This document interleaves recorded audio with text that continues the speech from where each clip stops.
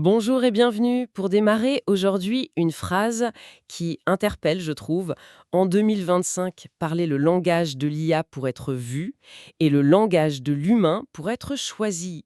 Ça pose bien le sujet, non? L'évolution du recrutement pour demain, quoi. On voit bien que ça va plus être suffisant d'avoir un CV parfait pour les algorithmes, les fameuses ATS. Le vrai défi, une fois qu'on a passé ce filtre, c'est de convaincre l'humain, de vraiment se démarquer grâce à ses compétences comportementales, les soft skills. Alors, on va creuser tout ça en s'appuyant sur un article qui s'appelle Soft Skills, le double jeu du recrutement 2025. Il analyse justement cette dynamique entre le tri par la machine et le choix par l'humain. Notre objectif ici, c'est de comprendre pourquoi ces soft skills sont devenues si importantes après l'IA et surtout, comment on fait pour les repérer et les prouver. Ok, allons-y, décortiquons ça. Alors, commençons par cette idée d'un recrutement en deux temps pour 2025. D'abord, l'IA qui c'est un gros tri, et ensuite l'humain qui décide. Les ATS, bon, c'est clair, ils sont partout pour la présélection technique. Mais les sources comme Culture RH le disent bien, une fois cette étape passée, c'est sur des critères humains que ça se joue. L'empathie, l'adaptabilité, des trucs que l'IA a du mal à saisir. Oui, c'est ça. Et ce qui est fascinant, c'est ce qu'on appelle les nouveaux chocs du recrutement. L'IA, elle gère le quoi? Les compétences techniques, l'expérience, les mots-clés, ok.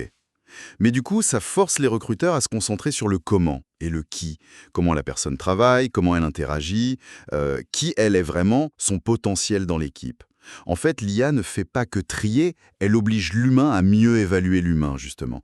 Donc le candidat, il a un double défi. Passer la machine et ensuite séduire le recruteur. Je vois. Et ça mène à un paradoxe intéressant que soulève StubyAI.com dans l'article.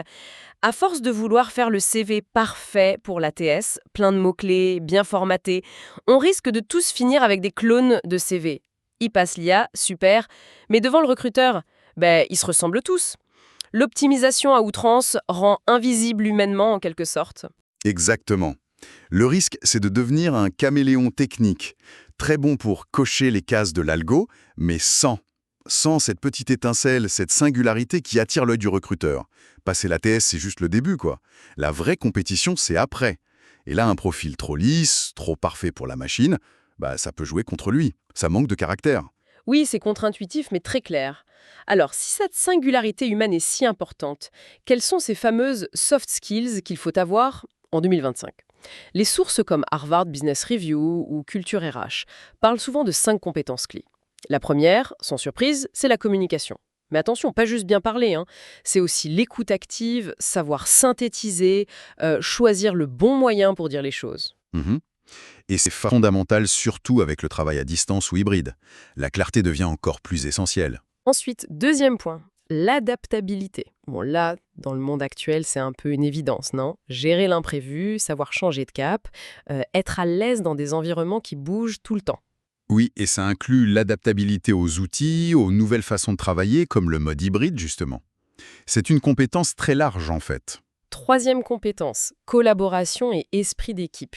Pas juste être sympa, mais vraiment contribuer, construire avec les autres, aider à ce que ça fonctionne bien ensemble. C'est un défi, surtout à distance, de bien gérer les désaccords, de maintenir la cohésion. Tout à fait. La collaboration à distance demande des efforts conscients, une communication plus intentionnelle. Quatrièmement, la résilience et la gestion du stress. Savoir encaisser, rester calme et efficace quand ça devient difficile, quand il y a de la pression, de la solidité, quoi. C'est la capacité à ne pas se laisser submerger et à continuer d'avancer. Très recherché. Et enfin, cinquième point, la prise d'initiative ou le leadership, même si on n'est pas manager. C'est être proactif, proposer des choses, oser, entraîner un peu les autres, montrer une certaine maturité. Bah oui, toutes ces compétences, elles répondent directement au changement qu'on vit. On parle souvent d'environnement VICA, volatile, incertain, complexe, ambigu. Dans ce contexte, l'adaptabilité, la résilience, c'est plus des bonus, c'est la base pour performer. La collaboration, elle est mise au défi par le travail hybride, donc il faut être encore meilleur là-dessus. Et la prise d'initiative, c'est parce que les entreprises ont besoin de gens qui anticipent, qui proposent, qui prennent les choses en main, pas juste qui attendent les ordres.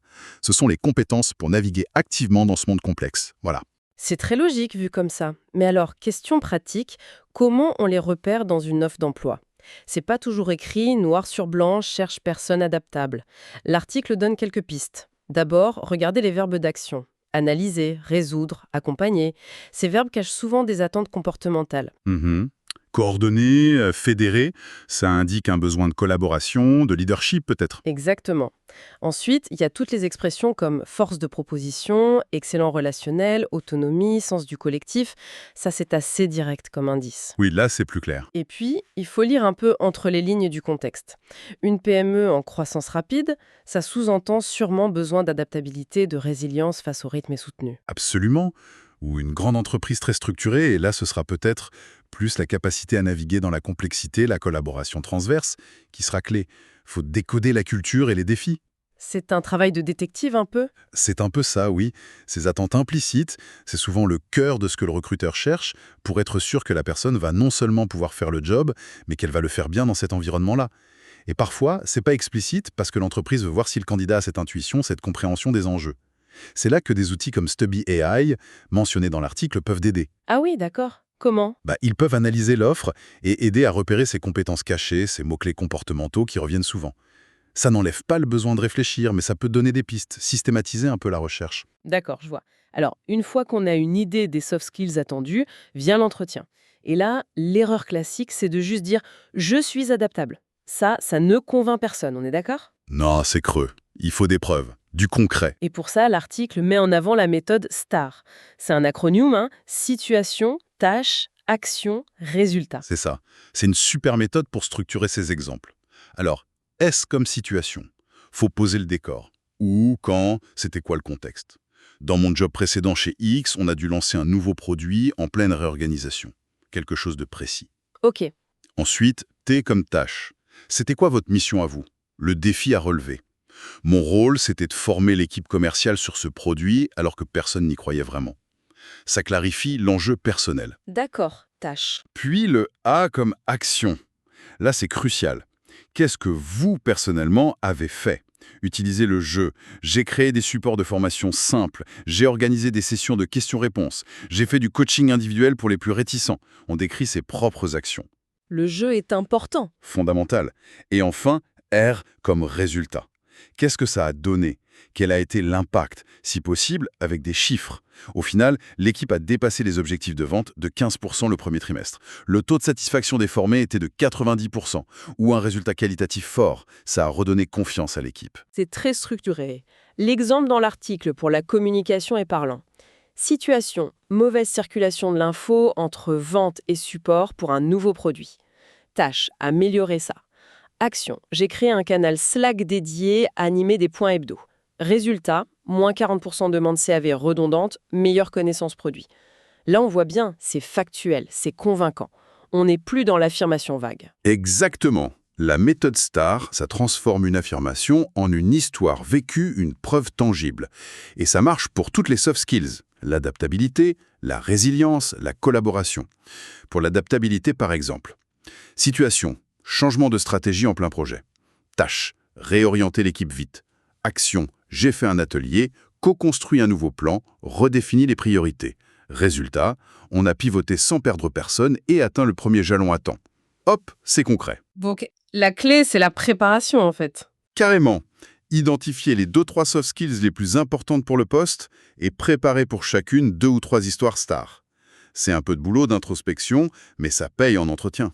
Bon, alors, si on essaye de résumer tout ça, qu'est-ce que ça veut dire pour quelqu'un qui cherche un emploi en 2025?